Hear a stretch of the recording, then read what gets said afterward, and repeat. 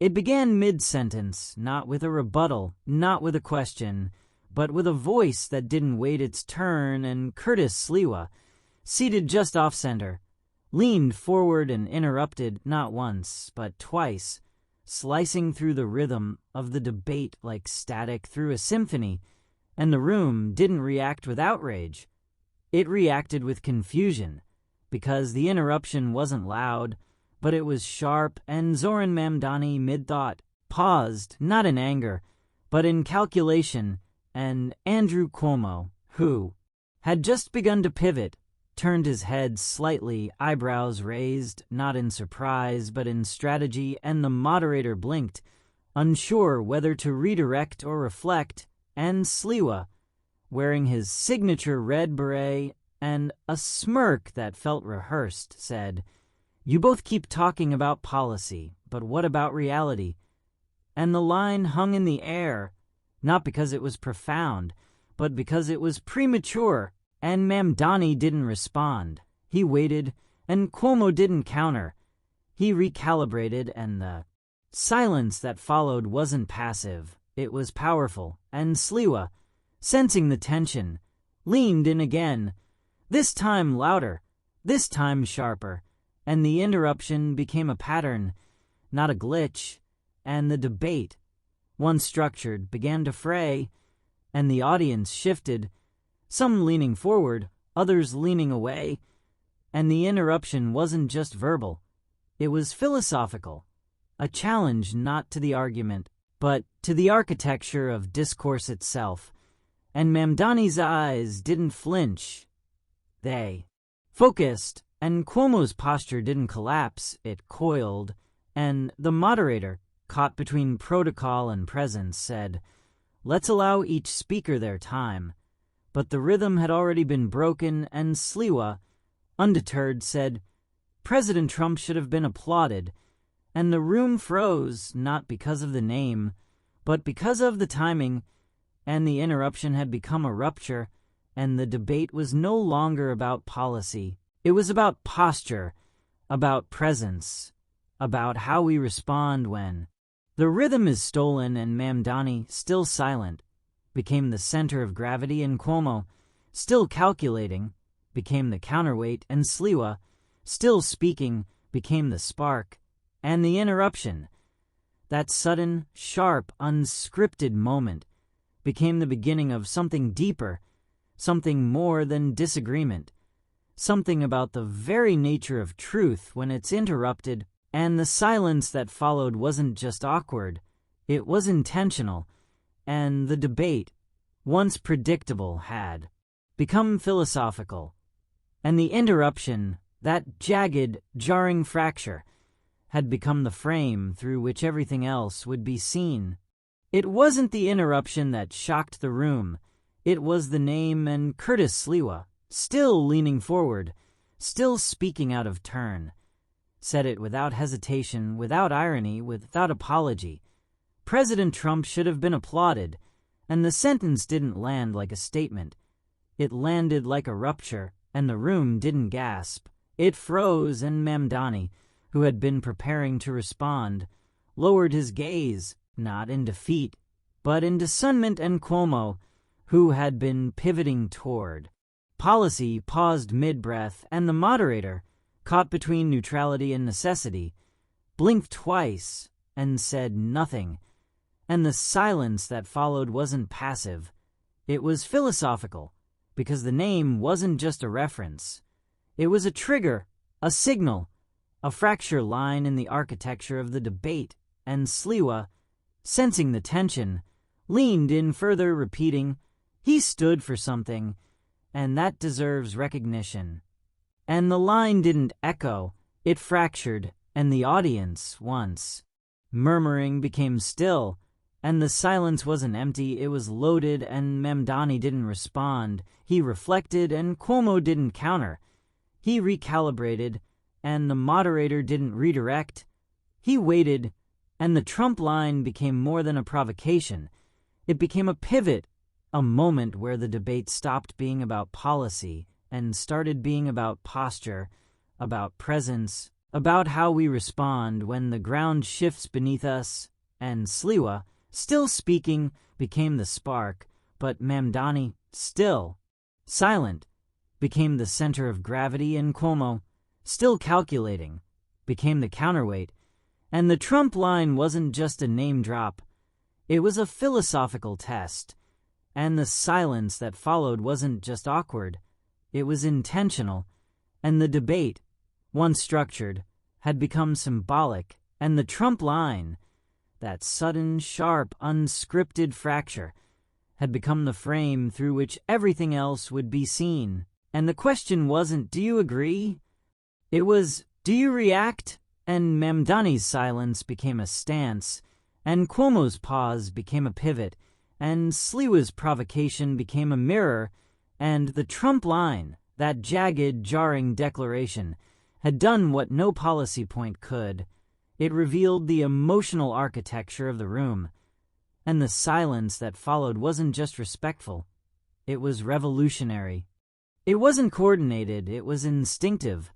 And when Curtis Sliwa dropped the Trump line, the room didn't erupt, it evaporated, and Mamdani, seated to the left, didn't flinch, didn't blink, didn't counter. He simply paused, and Cuomo, seated to the right, didn't pivot, didn't deflect, didn't engage. He simply waited, and the silence between them wasn't empty. It was engineered, and the audience, sensing the shift, leaned in, not to hear what would be said, but to feel what wouldn't, and the double silence became a signal, a stance, a strategy, and Sliwa, still speaking, suddenly felt louder than the room could hold, and the moderator, caught in the crossfire of stillness, glanced between the candidates, unsure whether to prompt or preserve. And Mamdani's silence wasn't passive. It was philosophical, a refusal to dignify provocation with performance. And Cuomo's silence wasn't weakness. It was calculation, a recognition that some lines are louder when left unanswered. And the double silence became a mirror, reflecting not just the moment, but the method. And the debate, once reactive, became reflective. And the audience didn't cheer. They waited, and the silence stretched, not awkwardly, but artfully. And Sliwa, sensing the absence of reaction, repeated himself louder, sharper. But the silence held, and Mamdani's eyes didn't wander. They anchored, and Cuomo's posture didn't shift. It solidified, and the double silence became a doctrine, a design, a declaration. That not every provocation deserves a reply, and the moment that fragile, flickering stillness became the loudest chapter of all. And the debate wasn't about Trump anymore, it was about truth, and how truth responds when interrupted. And the double silence became a frame, a philosophy, a force, and the audience, once divided, began to unify, not in opinion but in observation. And the silence wasn't just strategic, it was sacred. And the double silence didn't end the debate, it elevated it. And the question wasn't, why didn't they respond? It was, what did their silence reveal? And the answer, unspoken but felt, was everything. It wasn't indecision, it was interruption fatigue. And the moderator, seated center stage with a clipboard that now felt more like a shield than a guide, looked up after Curtis Sliwa's second provocation and didn't speak. He paused, and the pause wasn't procedural. It was philosophical, because the debate had shifted, not in content but in cadence, and the moderator, trained to redirect, to reframe, to restore order, suddenly found himself in a moment that demanded something deeper, reflection. And the silence between Mamdani and Cuomo had already reshaped the room, and Sliwa's voice, still echoing, had already fractured the rhythm, and the moderator's pause became a third silence, a triangulation of tension. And the audience, sensing the shift, didn't murmur. They waited, and the moderator's eyes moved slowly from left to right, from Mamdani's stillness to Cuomo's calculation to Sliwa's smirk, and the clipboard lowered slightly, not in surrender, but in surrender to the moment, and the pause stretched, not awkwardly, but artfully, and the moderator, who had opened the debate with scripted neutrality, now sat in unscripted presence, and the question wasn't who speaks next. It was what does silence allow, and the pause became a frame, a philosophy, a force, and the moderator, still silent, became part of the story, not as referee, but as reflector, and the debate, once reactive, became reflective, and the audience didn't demand a response. They absorbed the stillness, and the moderator's pause became a mirror, showing not just the tension, but the transformation, and the silence wasn't just strategic, it was sacred, and the moderator, finally lifting his gaze, said softly, "Let's continue." But the moment had already continued without words, and the pause, that fragile, flickering stillness, had become the loudest moderation of all, and the debate wasn't about control anymore. It was about consciousness, and the moderator's pause didn't restore order. It revealed depth, and the silence that followed wasn't just procedural. It was philosophical, and the debate, once structured, had become symbolic, and the moderator, once invisible, had become the echo. It didn't happen all at once. It unfolded like a strategy, and after the silence had settled, after the Trump line had fractured the rhythm, Andrew Cuomo leaned forward, not to respond, but to redirect, and his voice, calm but calculated, said, "Let's talk about what New Yorkers actually need." And the pivot wasn't subtle, it was surgical, and the audience, sensing the shift, leaned in not to hear policy, but to watch posture, and Cuomo, seasoned in the art of deflection, began to list infrastructure plans, housing reforms, safety protocols, not because they were urgent, but because they were safe, and Mamdani, still silent, waited not in passivity, but in preparation, and when he finally spoke, his voice was low, deliberate, and he said, "Interruptions don't change truth, they reveal fear." And the line didn't land like a rebuttal, it landed like a philosophy, and the room didn't erupt, it reflected, and Sliwa, sensing the shift, leaned in again, louder, sharper, saying, "You're dodging reality. Trump stood up when no one else did." And the doctrine of deflection became visible, not in words, but in rhythm, and Cuomo didn't engage, he expanded, listing statistics, citing reports, building a wall of data between himself and the provocation, and Mamdani didn't counter.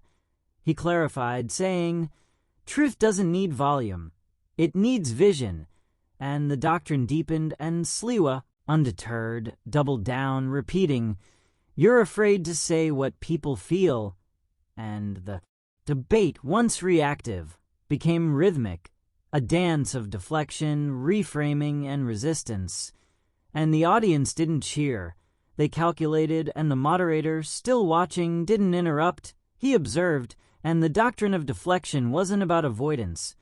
It was about architecture, about how leaders build bridges over chaos, and Mamdani's reframing wasn't passive, it was poetic, and Cuomo's pivot wasn't cowardice, it was choreography, and Sliwa's doubling down wasn't strategy, it was spectacle, and the doctrine became a mirror, showing how each candidate responds when truth is tested, and the silence that followed wasn't empty, it was engineered, and the debate wasn't about Trump anymore, it was about tension, and the doctrine of deflection didn't end the moment, it elevated it, and the question wasn't who won the exchange, it was who understood the moment, and the answer, unspoken but felt, was the one who didn't interrupt it.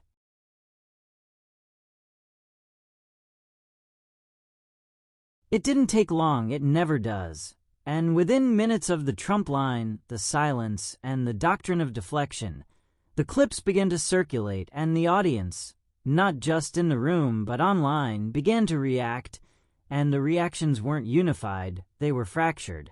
And some called Sliwa bold, brave, unfiltered, saying, "Finally, someone said it," while others called him reckless, performative, dangerous, saying, "This isn't leadership, it's theater."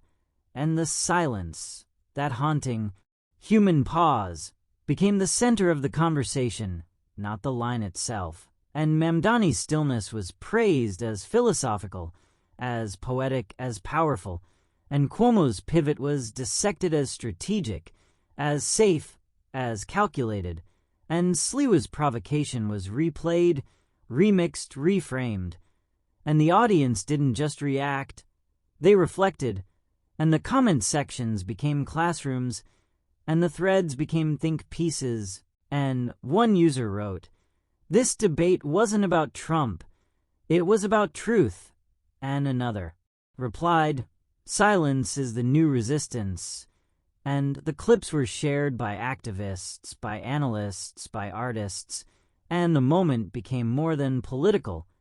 It became cultural, and the audience didn't just choose sides, they chose philosophies, and the silence became a symbol, a stance, a strategy, and the reactions weren't just emotional, they were existential, and the debate, once confined to a stage, had spilled into the psyche, and the audience, once passive, became participants, and the silence, once feared, became foundational. And the reactions weren't just about who spoke, they were about who didn't. And the question wasn't who won the debate, it was who understood the moment. And the answer, unspoken but felt, was the one who let silence speak. And the audience, fractured but focused, began to build a new kind of discourse, one that didn't reward volume but valued vision. And the reactions didn't end. They evolved, and the silence, that fragile, flickering stillness, became the loudest legacy of all. It didn't come as a rebuttal. It came as a reflection, and Zoran Mamdani, who had remained silent through the interruption, through the Trump line, through the doctrine of deflection, finally spoke, not to counter, but to clarify, and his voice, low, deliberate, unshaken, said, "Interruptions don't change truth, they reveal fear." And the line didn't land like a punch, it landed like a pause, and the room didn't erupt, it absorbed, and the philosophy of presence began to unfold, not in volume, but in vision. And Mamdani didn't raise his voice, he raised the moment, and the audience, once fractured, began to unify, not in agreement, but in awareness. And Cuomo, seated beside him, nodded slightly, not in endorsement, but in recognition. And Sliwa, still leaning forward, didn't interrupt again, he recalibrated, and the moderator, who had paused before, now leaned back, letting the silence stretch. And the philosophy of presence wasn't about dominance, it was about depth. And Mamdani continued, "Truth doesn't need defense, it needs space." And the line became a mural, a mantra, a movement, and the debate, once reactive, had become reflective, and the philosophy wasn't just spoken, it was felt. And the audience didn't cheer, they breathed, and the silence, that fragile, flickering stillness, became the loudest legacy of all. And Mamdani's presence wasn't performative, it was poetic, and the philosophy of presence became a curriculum, a compass, a culture. And the debate didn't end with applause, it ended with awareness. And the question wasn't who won, it was who witnessed. And the answer, unspoken but felt, was the one who let silence speak. And the philosophy of presence didn't just close the debate, it opened a new kind of discourse, one that didn't reward interruption, but honored intention. And Mamdani's final line, that quiet, courageous truth, became the echo, and the echo didn't fade, it deepened, and the philosophy of presence remained, not as performance, but as principle, and the moment, that haunting human pause, became a parable, and the parable didn't end. It evolved.